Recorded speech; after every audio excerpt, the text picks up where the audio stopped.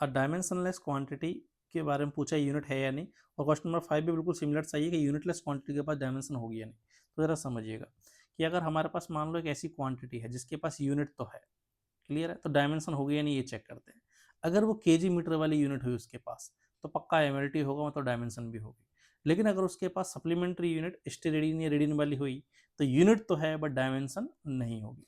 तो कंक्लूजन क्या निकला कि अगर यूनिट है तो डायमेंशन की गारंटी नहीं है, वो हो भी सकती है और नहीं भी हो सकती है। सिमिलरली अगर एक क्वांटिटी मान लो हमारे पास, उसके पास डायमेंशन के रिगार्डिंग अगर बात करूँ, अगर उसके पास हमारे पास डायमेंशन है, अगर उसके पास डायमेंशन है मतलब एमएलटी है, एमएलटी है तो पक्का यूनिट होगी ही होगी, क्लियर, क्योंकि एमएलटी है तो केजी मीटर तो होना ही पड़ेगा।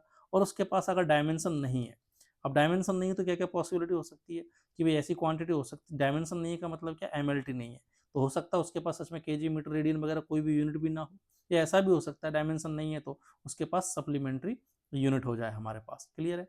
तो मैं कह सकता हूँ कि अगर हमारे पास यूनिट है तो डायमेंशन होने की और ना होने की कोई गारंटी नहीं है, लेकिन अगर डायमेंशन है तो यूनिट भी होगी होगी, लेकिन अगर डायमेंशन नहीं है तो यूनिट हो भी सकती है और नहीं भी हो सकती है, क्लियर। अब जरा ऑप्शन चेक करते हैं।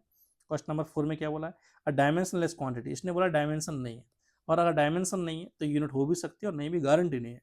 नेवर हैज अ यूनिट गलत हो जाएगा, ऑलवेज हैज अ यूनिट ये भी गलत हो जाएगा, may have a unit yes, does not exist नहीं एग्जिस्ट करते, तो यहाँ आंसर हो जाएगा C option.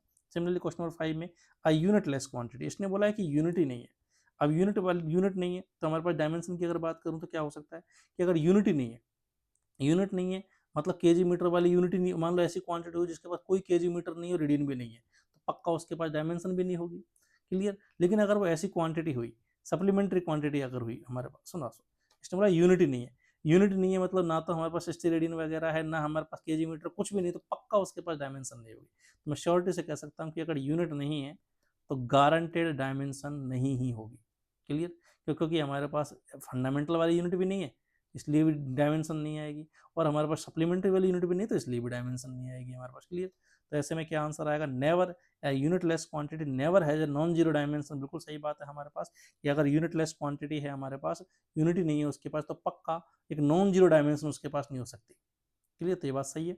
Always have a non zero dimension, कि अगर हमारे पास यूनिट यूनिट नहीं है तो डायमेंशन होगी होगी, बिल्कुल तो गलत हो गया। May have a non zero dimension, उसके पास एक नॉन जीरो डायमेंशन हो सकता है, ये भी गलत होगा, क्योंकि अगर यूनिट नहीं तो पक्का डायमेंशन नहीं होगी, डज नॉट एग्जिस्ट, ये भी गलत हो जाएगा। तो correct answer is A option.